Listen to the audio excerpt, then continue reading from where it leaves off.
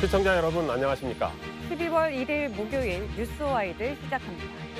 광주의 최대 현안 중 하나인 군공항 이전과 관련해 새로운 논의들이 진행되고 있습니다.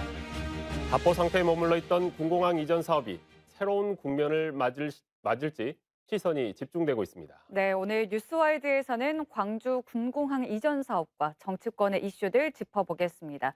김광진 광주광역시 문화경제부시장, 정재혁 광주혁신경제연구소장과 함께합니다. 안녕하십니까? 안녕하십니까? 안녕하세요. 네.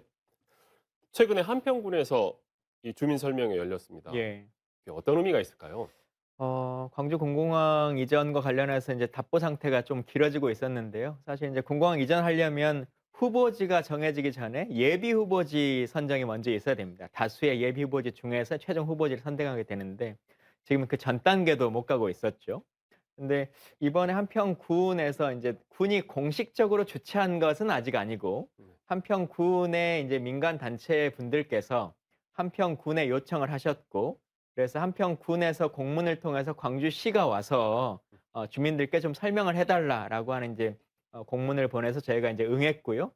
이번에 가서 그래도 많은 분들이 한평군이 앞으로 장기적으로 나아갈 길 중에 군광을 선택할 수도 있겠다라고 하는 의지를 나타낸 분도 좀 많이 있으셨고, 물론 뭐 우려를 표하신 분들도 있으셨습니다만, 많은 분들께서 또 진지하게 앞으로에 대한 고민을 해보자라고 말씀해 주셔서 저희로서는 참 고무적입니다.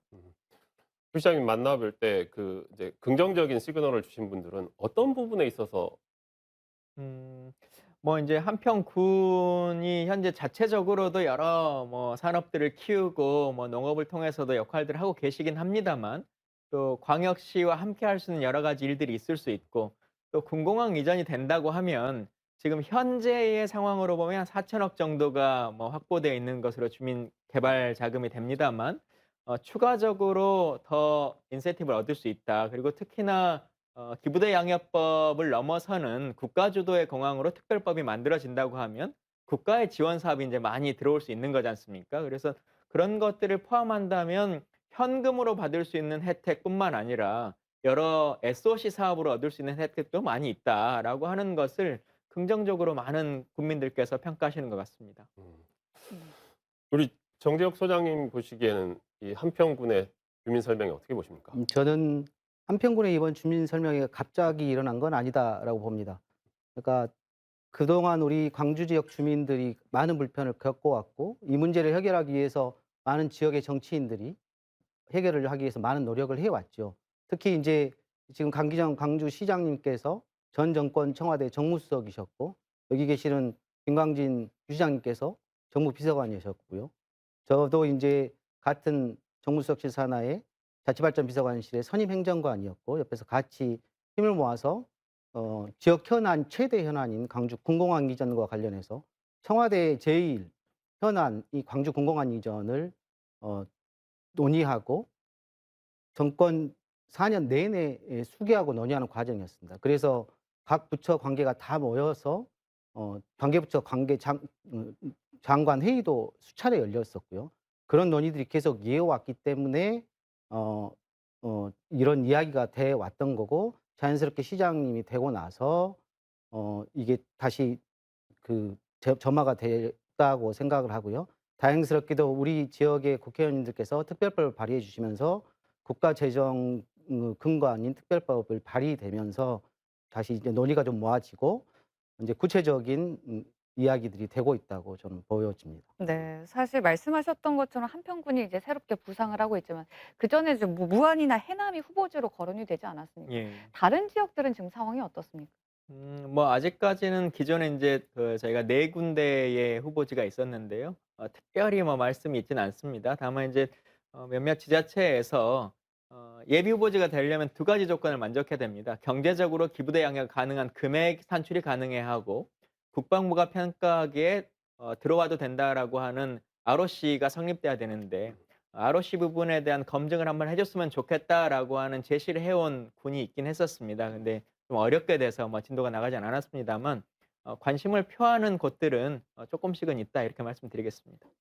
아까 부시장님 말씀하시는데 SOC 이야기도 했지만 그 부분 말고도 어차피 지금 군공항이 만약에 이전을 예. 한다면 군공항에 지금 광주 군공항에 있는 인력들 그리고 그 인력들이 거주를 해야 되잖아요. 예. 결국은 지금 군 단위 지역 지자체 입장에서 보면 굉장히 큰 규모예요, 그 예. 인력이. 그리고 계속 거기서 생활을 해야 된다는 예. 건 두고두고 이득이 되는 게 아닐까 싶기도 해요. 뭐 그런 면을 가장 크게 생각하시는 분들도 많습니다. 그러니까 지금 대구 같은 경우도 그 느낌 때문에 군이 많이 그렇죠. 인제 수용을 했었는데요. 군이 현재의 인구보다 군공항을 통해서 얻는 인구의 이익도 꽤 높기 때문에 소멸 지역에서는 그에 대한 고민들도 많이 있으신 걸로 알고 있고요. 그에 따라서 발생하는 부가적 이익들도 꽤 상당합니다. 네. 뭐 지역 경제 활성화 부분에 대해서 기대하시는 바도 있지만 일각에서는 "광주 편입을 했으면 좋겠다."라는 의견이 있던데 이 부분은 어떻게 진행이 될까요? 그 인제 대구가 이번에 군공항 이전을 하면서 대구시로의 편입을 군이 인제 요청을 했기 때문에 자연스럽게 인제 수순으로 나오고 있는 것 같습니다만 아직까지는 한편 군수님께서 공식적으로 언론을 통해서 "시기상조의 문제다."라고 말씀하셨기 때문에 저희가 뭐 어떤 가부적 얘기를 드릴 수는 없겠습니다만 광주시의 입장에서는 한평군이 어떤 선택을 해 주시든지 간에 편입의 방식을 요청하면 저희도 긍정적으로 검토해 볼 수 있고 그 외에 다른 방식으로 한평군은 군으로 남고 싶다라고 하는 의지가 있으시다면 그건 또 존중할 의향이 있습니다. 그래서 어떠한 요구 조건이 있으시든지 간에 광주시는 적극적으로 협상에 임하겠다라는 말씀입니다. 말씀하신 대로 지금 만약에 한평 군을 편입을 하게 되면 광주시로서는 내륙 도시에서 예. 바다를 가지고 있는 이제 도시가 되는 거고 예. 한평 군 입장에서는 인구 소멸 지역 가운데 한 곳에서 광역시로 들어가는 거잖아요. 예.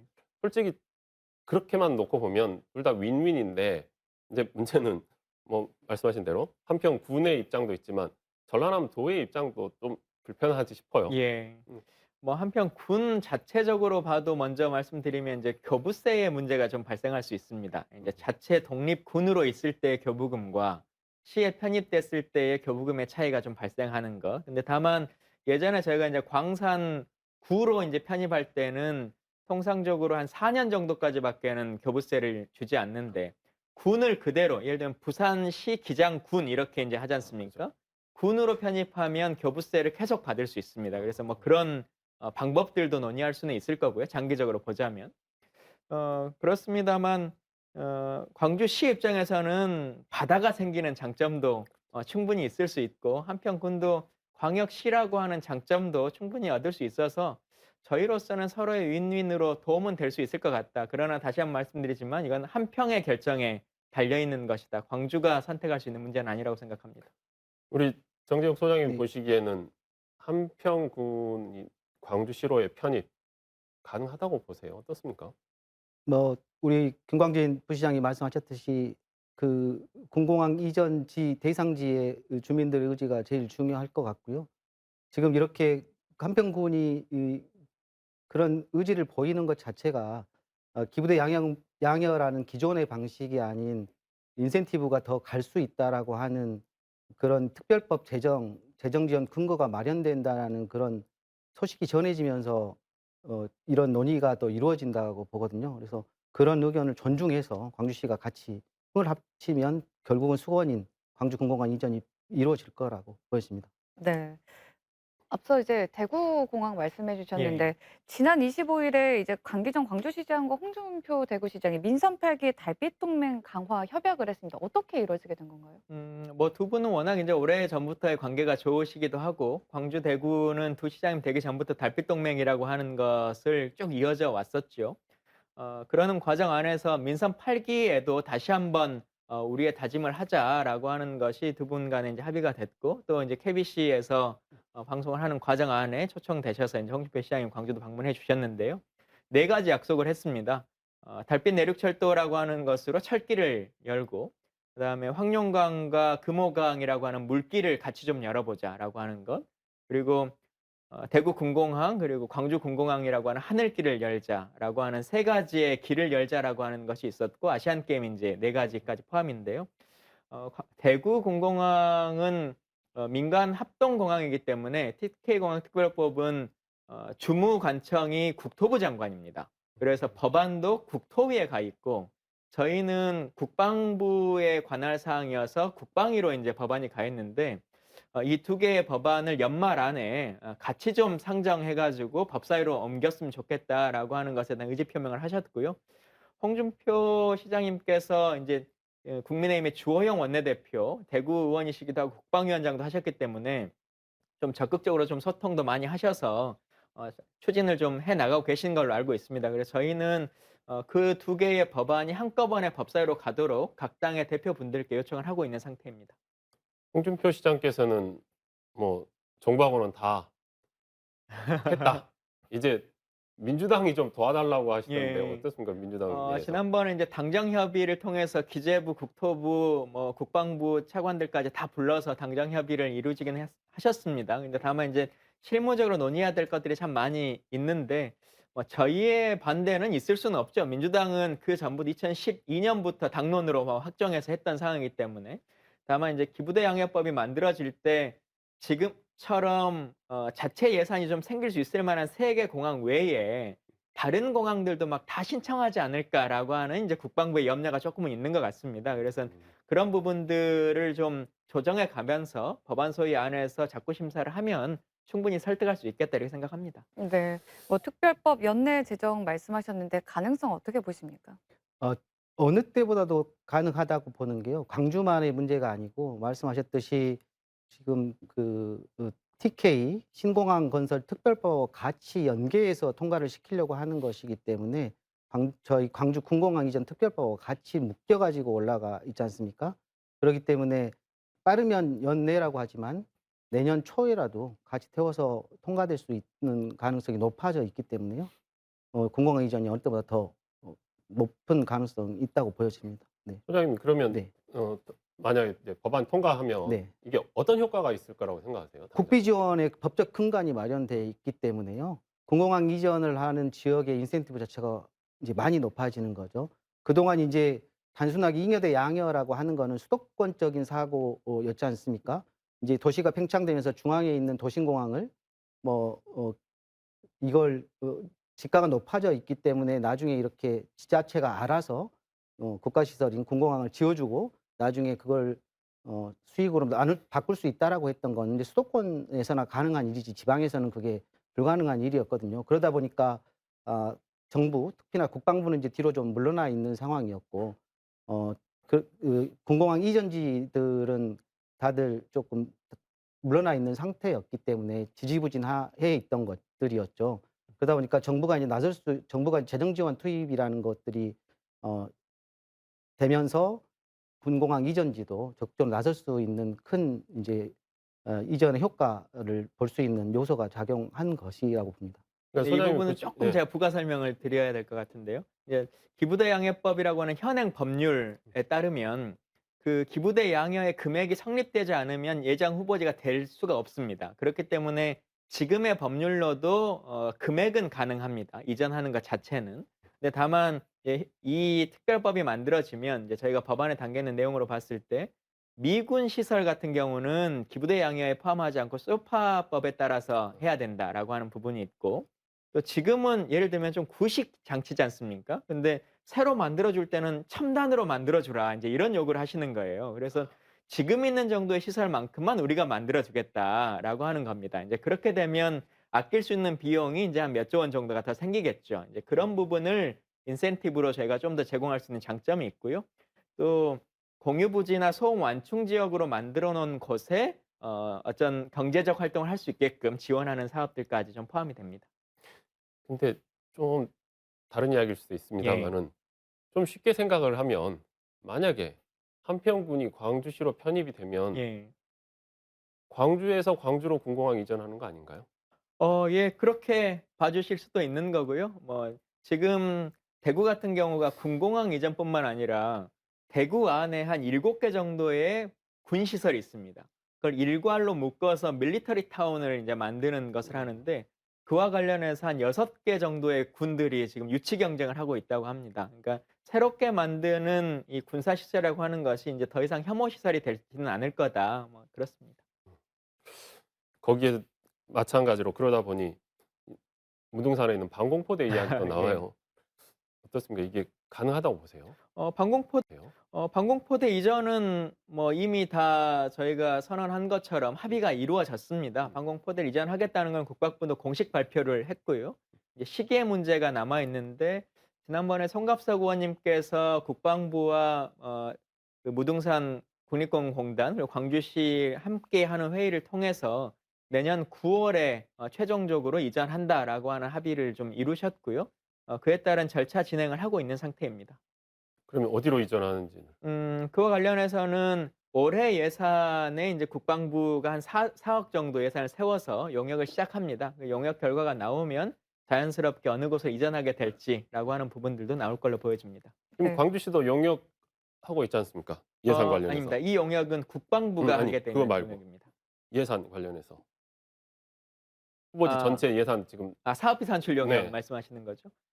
사업비 산출 용역은 지금 있는 땅값이 이제 계속 변동되기 때문에 우리가 팔 수 있는 땅값은 얼마인가라고 하는 것을 이제 계속 저희는 이제 산출하도록 되어 있고 또 말씀드린 것처럼 이전 예비 후보지가 정해지면 그곳에 지을 수 있는 땅값을 만들 수 있는지를 다시 평가합니다. 그래서 그게 만약에 이루어지지 않으면 그 금액이 성립되지 않으면 아무리 좋은 입지여도 불가능합니다. 그래서 이제 그와 관련한 논의를 하고 있는데요.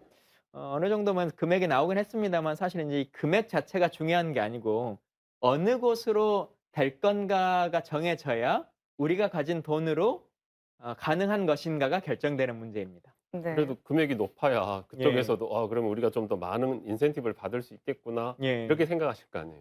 뭐 그러긴 한데요. 광주시 입장에서 보면 기부대 양여로서 이 땅만을 가지고 제공할 수 있는 것이 아니라 필요하다면 광주시가 다른 것을 통해서라도 뭐 예를 들면 돈의 문제라면 그것으로 군공항 이전이 가능하다면 뭐 지방채를 발행해서라도 할 수 있는 방법이 있을 것이고 다양한 방법은 만들 수 있기 때문에 어느 곳으로 예비 후보지가 정해지느냐 이게 훨씬 더 급선무이고 중요한 이슈다 이렇게 보여집니다. 네, 무등산 방공포대 이전지와 관련해서는 광주공항도 언급을 하셨는데 여전히 후보지로 좀 생각하고 계신가요? 뭐 이제 그 부분은 용역을 착수하는 것이기 때문에 용역 결과가 나오면 그에 따라서 광주시가 대응하거나 아니면 주민들과 논의하면 될 걸로 보여집니다.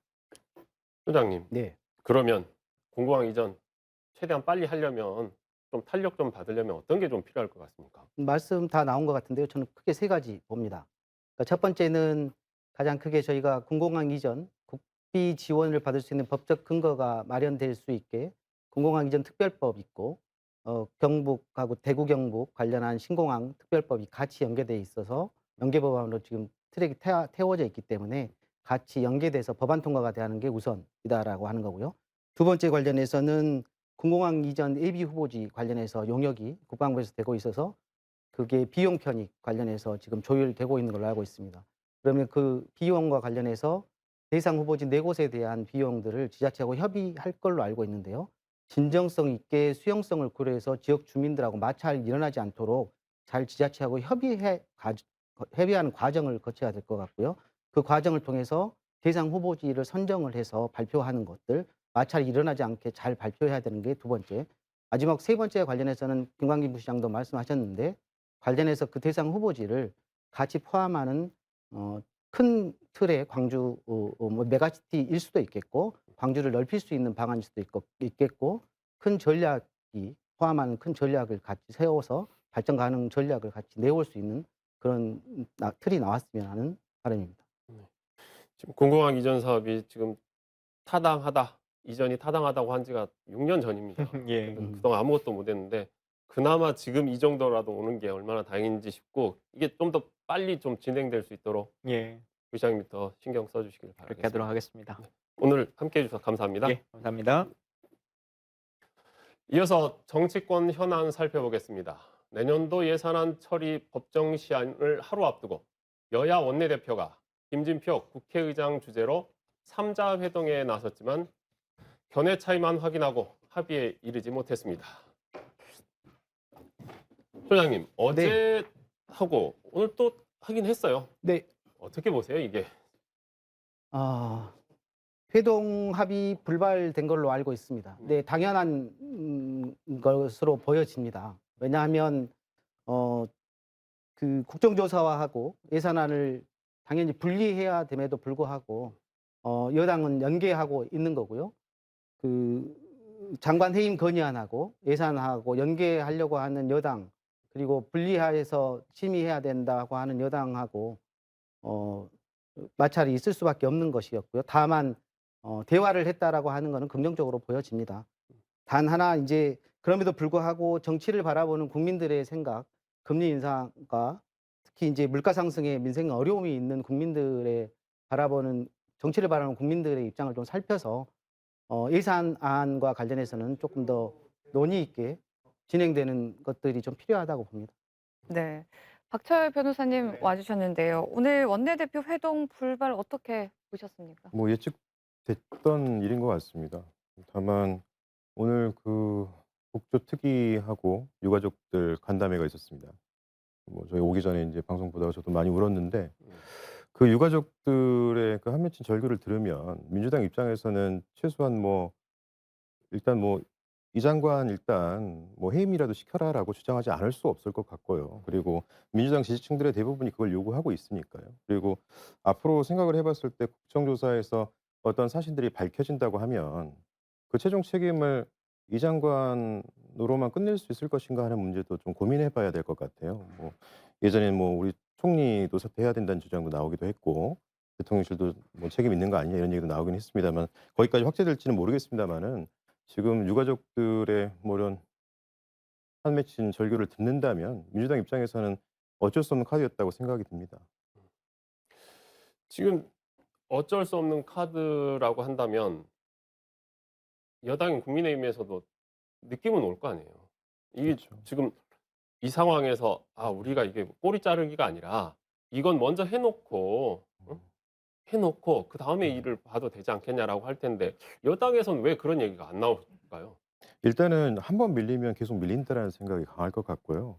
그리고 인제 예산이라는 것이 인제 물론 헌법상 시한으로는 12월 2일 내일까지 네. 인제 마무리가 돼야 됩니다마는 회기는 1월 1 일부터 시작이 되거든요. 그리고 우리 국회가 열린 이후로 단 한 번도 뭐 준예산이라고 해서 뭐 12월 말까지 처리가 안 돼서 준예산을 쓴 적은 없어요. 아마도 인제 그런 시한 한 달 정도는 좀 더 남아 있다는 생각을 하고 그 과정에서 어쨌든 예산안을 통과가 급한 것은 정부와 여당입니다. 꼭 해야 되지 않습니까? 그죠. 그러니까 아마도 그 과정에서 여당도 뭐 대통령실의 요구도 있을 테고 마지막까지는 일단 버티는 모습을 보일 수밖에 없지 않을까 그렇게 생각이 듭니다. 네. 근데 주호영 원내대표가 오늘 내일 오후 2시까지 간사들에게 최대한 의견을 좁혀서 협상을 해 달라고 요청을 했다라고 얘기를 했는데요. 네. 예산안 합의될까요? 뭐 준예산 사태 발생하겠습니까? 다시 말씀드리지만 준예산으로 간 적은 단 한 번도 없습니다. 아직 시간이 있고요. 그리고 오늘 뭐 일부 저기 언론에서 보면은 주호영 원내대표하고 또 윤 대통령이 만났다는 얘기가 있더라고요. 뭐 물론 확인해 줄 수는 없다고는 했습니다마는 아마도 어느 정도의 교감은 하지 않았을까. 뭐 어떤 주문이 있을지는 모르겠습니다마는 이게 지금 이렇게 꽉 막혀서 될 일이 아니지 않습니까? 여러 가지 현안들도 많고요. 그렇다 그러면 아마도 올해 내에는 처리될 것인데 과연 그동안 어떻게 힘겨루기 하고 이걸 합리적으로 풀어나갈 것인지에 대한 고민을 여야 모두 하고 있지 않을까 그렇게 생각이 듭니다. 그러니까 네. 대충 언제까지는 버틸 수 있으니 그때까진 버텨라 이렇게 주문했을까요? 한두 번은 아닌 것 같거든요. 왜냐하면 예산안 처리가 12월 2일 내에 이루어진 적이 그렇게 많지 않아요. 우리 이제 보시면 어쨌든 또 뭐 정기총회야 정기 인제 국회야 다음 주까지이지만 어쨌든 뭐 임시로도 그렇죠. 열 수는 있는 거니까요. 아마도 그렇게 해결을 하는 방법을 고민하고 있을 것 같습니다. 소장님이 보시기에는 최근 자료를 살펴보니 국회 선진화법 이후 2014년에 딱 한 번 임기 이 헌법에 보장된 2012년 12월 2일 날 한 번 있었고요. 2020년에 저희가 딱 한 번 2021년도 예산안을 12월 2일 날 딱 한 번 통과된 적이 있습니다. 통상적으로 준예산은 한 번도 저희가 해본 적은 없지만 12월 31 일에 어떻게든지 통과를 시킬 겁니다. 그래서 변호사님 말씀하셨던 대로 여야가 인제 12월 31 일까지 한 달 동안 시간이 있기 때문에 여야 인제 힘겨루기 하면서 예산을 통과시킬 걸로 보여집니다. 네. 그러면 그 지금 이상민 장관의 결국은 파면 이 카드가 여야가 언제까지 이 카드를 쥐고 있을 거라고 보세요?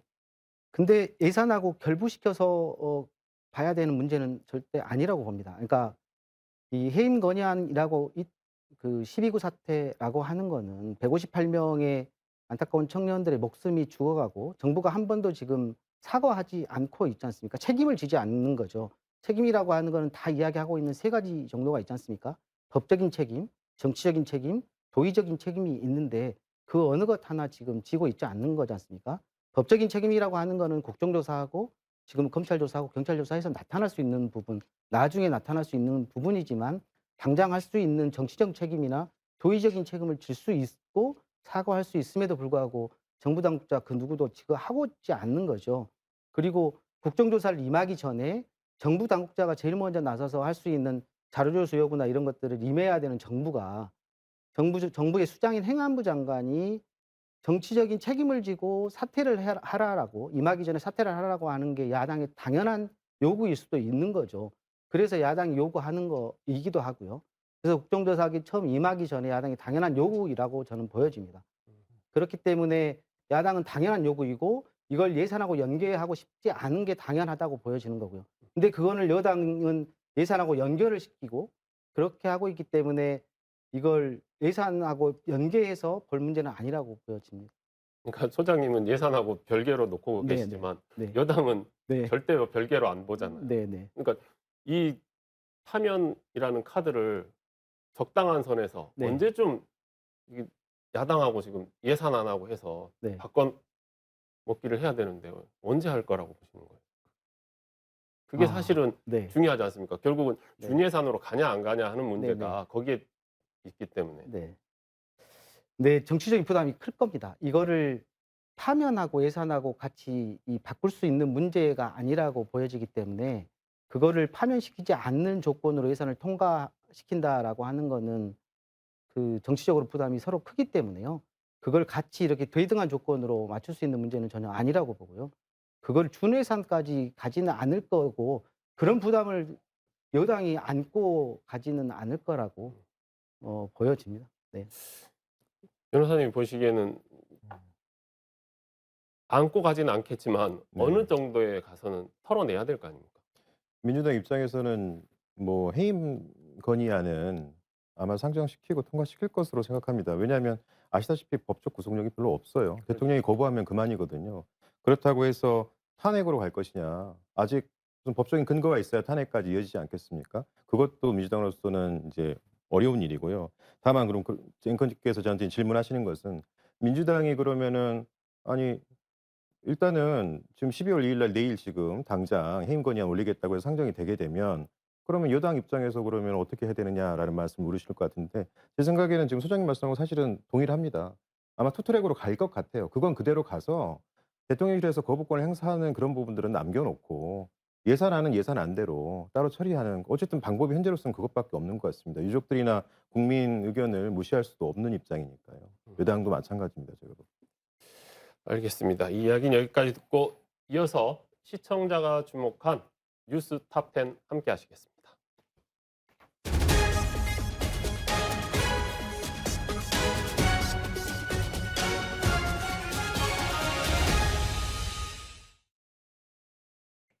뉴스 톱10입니다.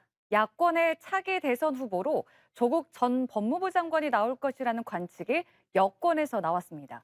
조수진 국민의힘 의원이 어제 KBC 뉴스와이드 대담에서 차기 대선 후보로 조국 전 장관이 될 것 같다는 의견을 밝혀 네티즌들의 눈길을 끌었는데요.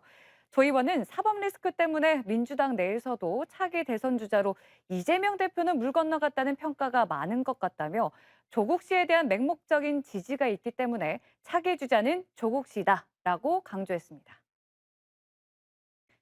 아들의 퇴직금 명목으로 대장동 일당에게서 거액의 뇌물을 수수한 혐의를 받는 곽상도 전 의원에게 검찰이 징역 15년형을 구형했습니다.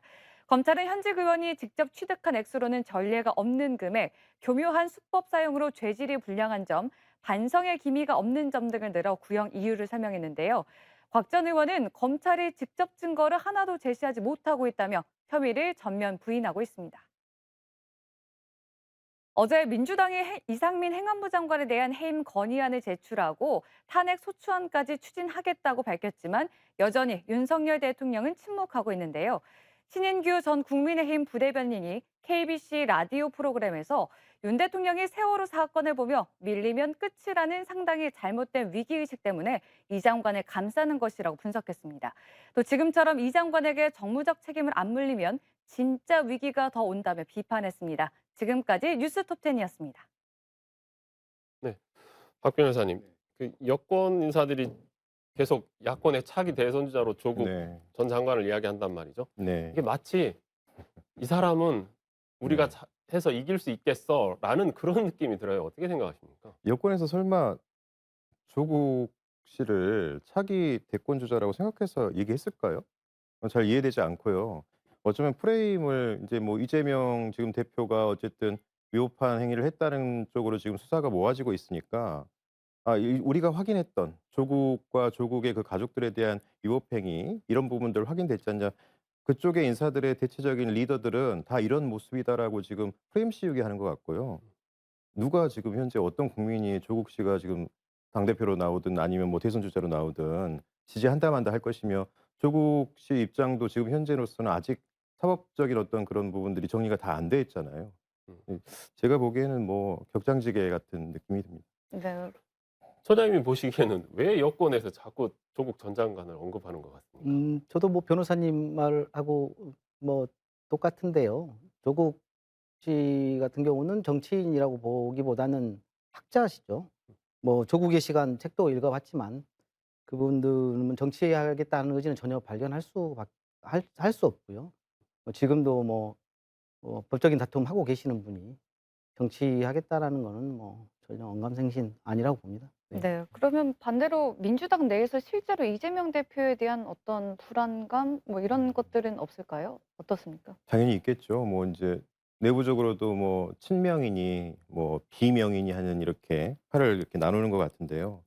현재 이제 가장 문제되는 것은 이재명 대표가 그 사건과 관련이 있느냐가 문제 아니겠습니까? 그리고 만약에 그게 관련이 있다라고 결론이 나게 됐을 때 당이 져야 될 그 부담감이 너무 크지 않겠어요?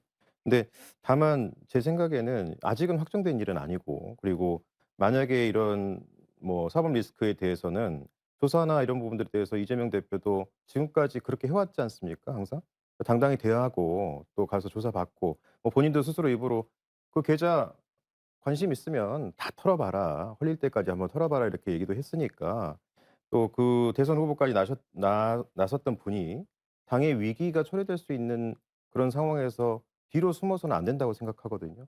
아마도 그런 부분들이 보여졌을 때 오히려 당내 분열이 줄어들고 그리고 처벌받을 만한 짓을 하신 분들은 처벌받으셔야죠 또. 네. 아무리 또 자기 당을 아무리 옹호한다고 하더라도 그런 부분에 있어서 순리대로 정리돼야 될 부분이라고 생각하고 지금 뭐 외부에서 자꾸 민주당 내부에 분열이 있느니 어떠느니 하는 얘기들은 사실 아직은 구체화된 건 아니라고 저는 생각합니다.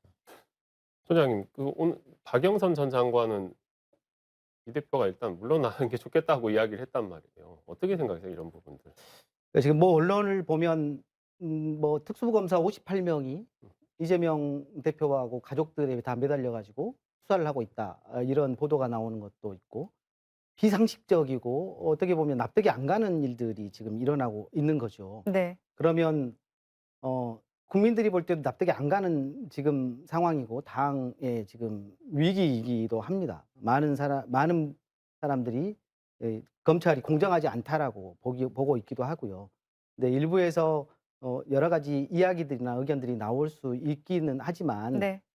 거기에 따른 그 당의 입장이나 그 당원들의 생각은 다 다양할 수 있을 겁니다. 그리고 변호사님도 말씀하셨듯이 아직 명확하게 사건에 대한 진실이 밝혀지지 않는 상황이기 때문에 지금은 당의 위기 상황이니까 다양한 목소리들이나 이런 것들은 좀 자중하면서 지켜봐야 될 시간이라고 보고요. 다음 달 5일이 아마 당대표 취임 100일일 겁니다. 그때 당대표로서 이재명 대표가 취임의 100일을 맞아서 입장 표명이 어느 정도 나오지 않을까 싶고요. 그걸 지켜보면서 어느 정도 평가를 해야 되지 않을까 싶은 생각입니다.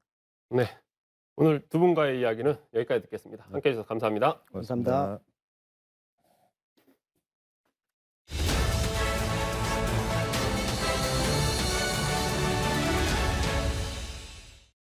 서울광역방송센터입니다. 여의도 초대석, 오늘은 중소기업과 경제정책 전문가 더불어민주당 김경만 의원 스튜디오에 모시고 관련 얘기 해보겠습니다. 의원님 안녕하세요. 네, 안녕하십니까. 저희 초대석 처음 모셨는데 고향이 전남 강진이고 예, 전남 강진이고요. 광주에- 광주에서 초중고등학교를 나왔습니다. KBC 광주전남 시청자께 인사 말씀 한마디 하고 시청자 여러분 반갑습니다. 처음 또 KBC를 통해서 인사를 드립니다마는 앞으로 자주 찾아뵙고 인사를 드리도록 하겠습니다. 네. 반갑습니다. 간략하게 말씀을 해주셨군요. 인사 말씀을. 중소기업 요 얘기는 조금 뒤에 하고 그 윤석열 대통령이 국무회의를 주재했는데 그 화물연대 집단 업무 거부 운송 차량에 대해서 업무 재개 명령을 내렸습니다. 이거 어떻게 보고 계신가요? 사실은 정부가 대화보다는 대결을 택했다는 점에서 상당히 안타깝게 생각을 합니다. 네. 지난 7월에도 정부는 대우조선 해양 노동자들의 문제를 푸는 데 있어서 강경 진압적을 택했지 않습니까? 네. 윤석열 대통령이 국무회의를 통해서 또 여당과 함께 오직 찍어 누르기식 국정 운영을 하고 있지 않는가 생각을 하고요. 찍어 누르기라고 말씀을 하셨는데 대통령은 제 임기 중에 불법 파업과는 타협이 없다 이렇게 아주 세게 말씀을 하셨는데 대체적으로 네. 노동계라든지 또 법조계에서 보는 시각 네. 자체가 음, 그 차주들은 개인 사업자 아닙니까? 네. 개인 사업자가 사실은 뭐 일을 안 할 권리도 있는 거고 이들을 그 업무 개시 명령을 통해서 네. 강압적으로 이렇게 현장에 복귀하라. 이런 게 과연 직업 자율성 측면이라든지 정말로 이 경제 위기 주 원인이 화물연대의 파업에 있느냐 아니면 정부의 대책 무능과 또 이런 무능력, 무대책이 있지 않는가 이런 지적도 많다는 부분을 귀담아 들을 필요가 있습니다. 알겠습니다. 이 얘기는 이 정도로 정리하고 지금 상임위가 산업통상자원 네, 예. 중소벤처기업위원회인데 네. 지난주죠 목요일인데 의원님이 대표 발의하신 대중소기업 상생협력 촉진에 관한 법률 개정안 이게 아마 납품 단가 연동제 법안 네. 이렇게 불리는 것 같은데 이게 지금 산자위를 통과했다고 하는데 네. 뭐 어떤 내용인가요? 납품단가 연동제는 네. 납품단가 제값받기로 이해하시면 되겠습니다.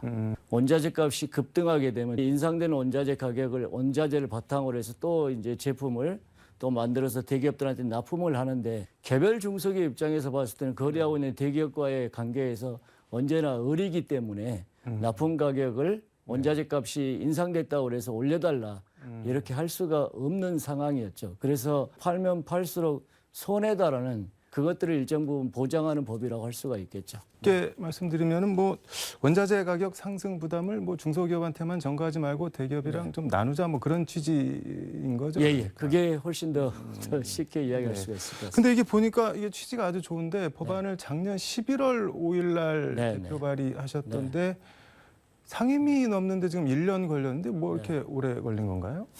이게 이제 사실은 중소기업계 이 네. 법이 오랜 수건 사항이었고 2008년도 글로벌 금융위기 네. 때도 이 법안이 논의가 됐습니다마는 여당 입장에서는 좀 이렇게 처음에는 대선 공약으로 채택하고 그랬지만 검토하는 과정에서 중장기 검토 과제로 이렇게 좀 이렇게 왔다 갔다 하는 이런 과정이 있었고 네. 또 일부 대기업이나 이런 쪽에서 시장 자율성이 조금 위반되는 거 아니냐. 그다음에 소비자한테 가격이 전가되는 거 아니냐. 네. 또 협력 중소기업을 국내 중소기업에서 또 해외로 눈을 돌리게 되는 이런 잘못된 소지가 있을 수가 있으니까 네. 이제 이런 부분에 대해서 좀 서로의 간극을 좁히는 과정이 좀 1년여가 걸렸다라고 보시면 되겠습니다.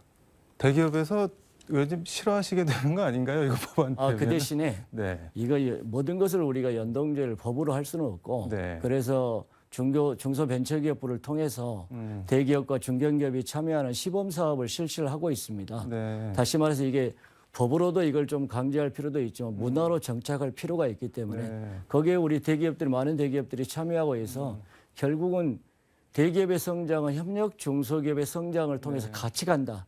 톱니바퀴가 같이 물려가듯이요. 이런 쪽에서는 상당히 또 긍정적인 문화가 형성되고 있다는 것을 말씀을 드립니다. 의안정보 시스템 보니까는 뭐 네. 하도급 거래 공정화에 관한 법률 등등에서 이른바 상생 법안들을 상당히 많이 발의를 하셨던데 좀 눈에 띄는 게 소득세법 일부 개정안 같은 세법 관련한 법안을 뭐 언뜻 봐도 한 30건 가까이 대표 발의를 하셨던데 뭘 이렇게 많이 발의하신 건가요? 이제 특히나 몇 가지만 제가 설명을 하면은 반도체나 배터리, 네. 우리가 첨단 산업이라고 그러 신성장 산업이라고 그러지 않습니까? 여기는 네. 중소기업도 많이 투자를 합니다. 그래서 이러한 사업에 투자를 했을 경우 중소기업에 한해서 네. 여러 가지 투자세 공제율을 현행제도 있지만은 이를 좀 상향해서 공제해 줄 필요가 있다. 네. 이런 것도 있었고요. 또 벤처 투자가 중소기업 일자리 창출의 하나의 핵심입니다. 그래서 네. 벤처 투자 활성화 차원에서 국내 법인이 네. 벤처 펀드에 투자했을 경우에 여기서 좀 이익을 발생할 경우에 이런 이익 부분에 대해서는 비과세를 하자 이런 부분도 있고요. 또 여러 가지 영세한 기업들의 여러 가지 그 부가세 면제율 네. 이 부분을 좀 과거에 지금 이미 됐습니다만은 4,800만 원 이렇게 면제 수준에서 8천만 원까지 상향하는 이런 저특법 개정안도 발의한 바가 있습니다. 그러니까 뭐 대체적으로 중소기업 살리기 법안 이렇게 이해를 하면 될까요? 네, 네.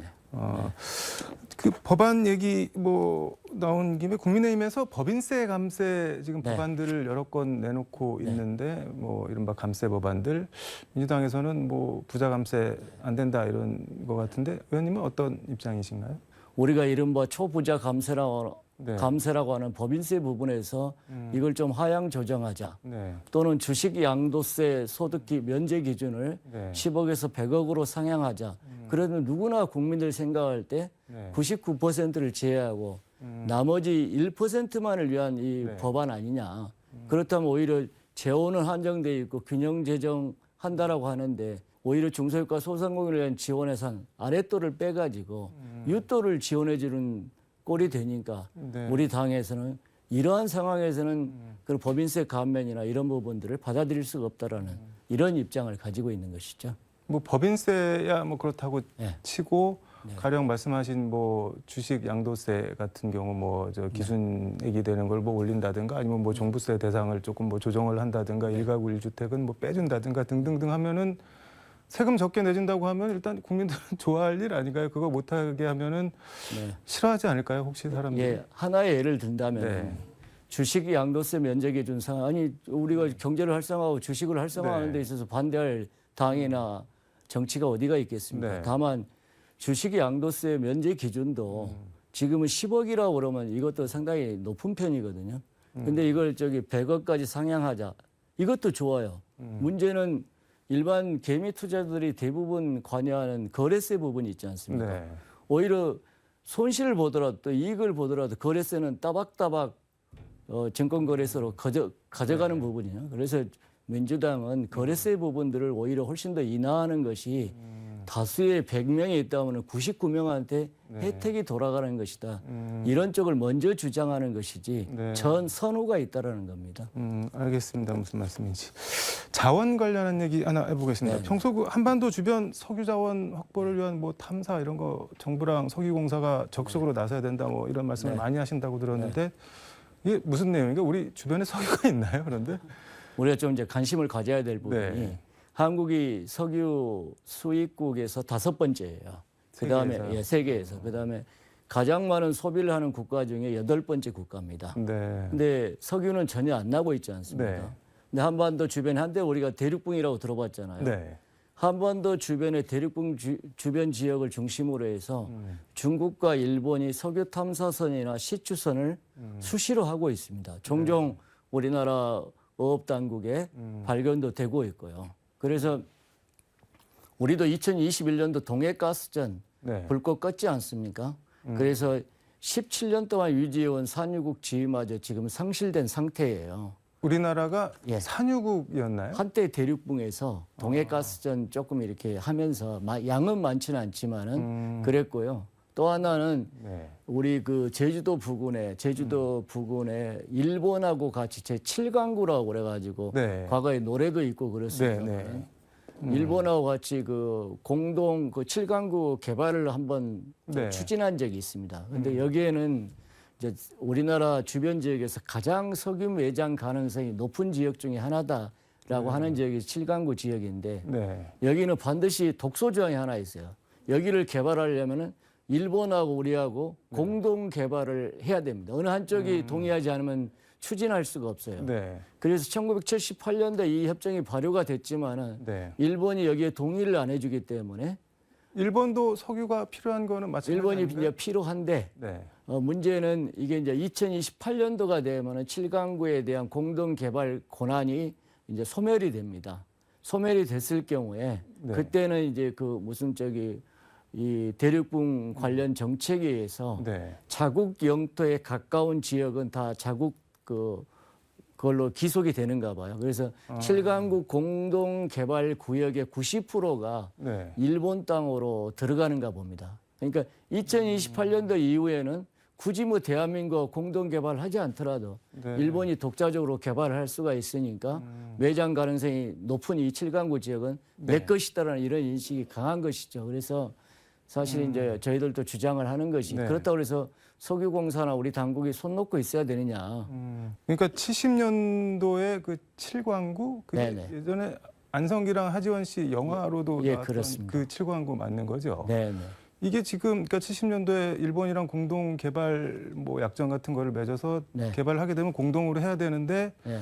그게 28년이면은 만료가 된다는 말씀인데 네, 만료가 그렇습니다. 되면은 그게 사실상 일본 거가 된다 이런 얘기인가요? 그러면? 네네. 그러니까 참으로 안타깝다는 이야기를 드려요. 아니 그리고 70년대부터 지금까지 한 3, 40년이 네. 지났는데 뭐 전혀 사실 그러니까 우리가 대한민국 한반도 네. 주변에서 가장 매장량이 가능성이 큰 지역이 7강구인데 네. 1978년도 협정 발효에 30년 동안 단 한 건도 서로가 이렇게 할 수 있는 노력의 흔적이 없었다. 네. 그러면 그 독소조항이라고 하는데 그러면 그 독소조항 그대로 손 놓고 있을 거냐.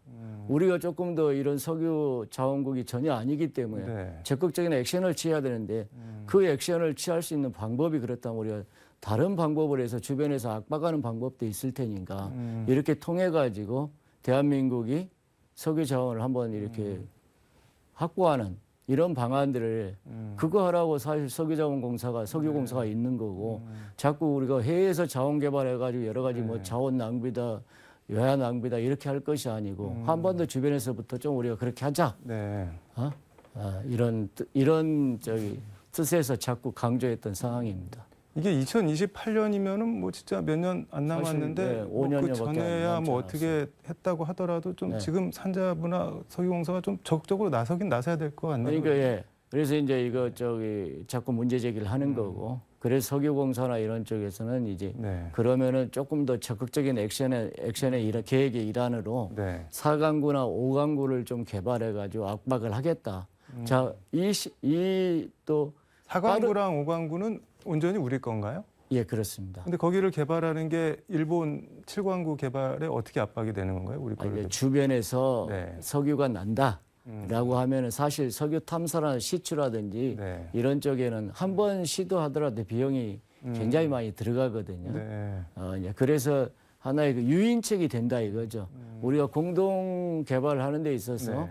저쪽에서는 좀 소극적인데 그걸 좀 유인할 수 있는 유인책이 되니까 대한민국은 좀 빠른 액션을 통해서 네. 시도를 해보자 이거죠. 윤석열 정부가 뭐 일본 정부랑 관계 개선을 막 한다고 하니까는 조금 뭐라도 진짜 좀 했으면 좋겠네요. 이거는. 그렇죠. 사실 이제 립 서비스가 아니고 정말 실질적인 우리 대한민국의 정말 국익의 플러스 알파가 될 수 있는 네. 이런 것들을 해야 정말 우리나라 정부고 우리나라 대통령이라고 국민들이 네. 인식하고 박수를 쳐줄 거 아니겠습니까?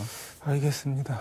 시간 관계상 이거 하나만 물어보겠습니다. 지난 6월에 광주 서구의 지역 사무소를 네, 네. 개설했다고 하는데 사람들이 엄청 많이 오신 모양이네요. 뭐 성황리했다고 네, 네. 했다고 하던데 뭐 이거 겸해서 마무리 말씀 듣도록 하겠습니다. 앞으로 네. 계획 같은 거랑. 아마 좀 더 잘하고 열심히 하라는 격려의 뜻에서 많은 시민들이 방문해 주시고 또 응원해 주셨지 않는가 생각하고 그런 뜻에 보답하기 위해서도 저 또한 수시로 내려가면서 지역 현안을 살피면서 지역에 또 지금은 예산 시즌입니다. 광주 지역의 발전을 위한 예산 부분도 많이 확보하려고 노력을 하고 있습니다. 하여튼 많이 응원해 주시고 저 또한 여러분 시민들 곁에 있도록 늘 함께하도록 노력하겠습니다. 감사합니다. 알겠습니다. 말씀 잘 들었습니다. 광주 글로벌 모터스 활용 방안 뭐 이런 거 조금 더 듣고 싶은 얘기가 있었는데 다음에 다시 한번 모셔서 듣도록 하겠습니다. 오늘은 네. 여기까지 듣도록 하겠습니다. 예, 예. 고맙습니다. 고맙습니다. 네, 지금까지 서울광역방송센터에서 더불어민주당 김경만 의원과 함께 전해드렸습니다.